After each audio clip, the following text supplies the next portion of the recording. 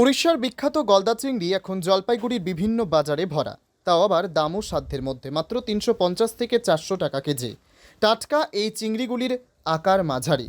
হঠাৎ বেড়ে যাওয়া আমদানির ফলেই বাজারে এই প্রচুর পরিমাণে চিংড়ি দেখা যাচ্ছে। আমদানির সাথে সাথে বিক্রিও বাড়ছে, যা ক্রেতা ও বিক্রেতা উভয় পক্ষের জন্যই আনন্দের। শতাব্দী পুরনো জলপাইগুড়ির দিনবাজার থেকেই মূলত নিলামের মাধ্যমে সব ধরনের মাছ বিভিন্ন বাজারে ছড়িয়ে পড়ে।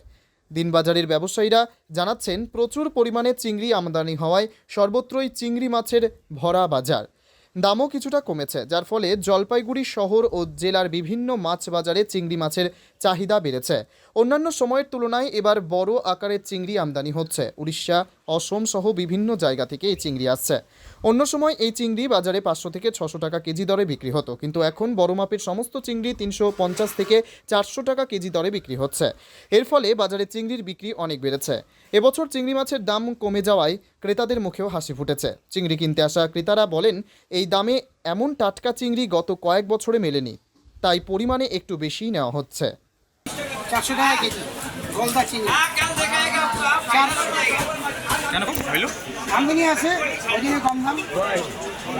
মাল এক্সেস হয়েছে তার জন্য মাল পাওয়া যাচ্ছে। কত করে চাষ হচ্ছে বেশি, বিক্রি হচ্ছে কত? এদের 350 থেকে 400 টাকা। আস্তে আস্তে কি চিংড়ির চাষটা বেশি হচ্ছে? হ্যাঁ, কোথাকার এগুলো? এটা উড়িষ্যা, আসাম, কেমন হচ্ছে? ভালো হচ্ছে।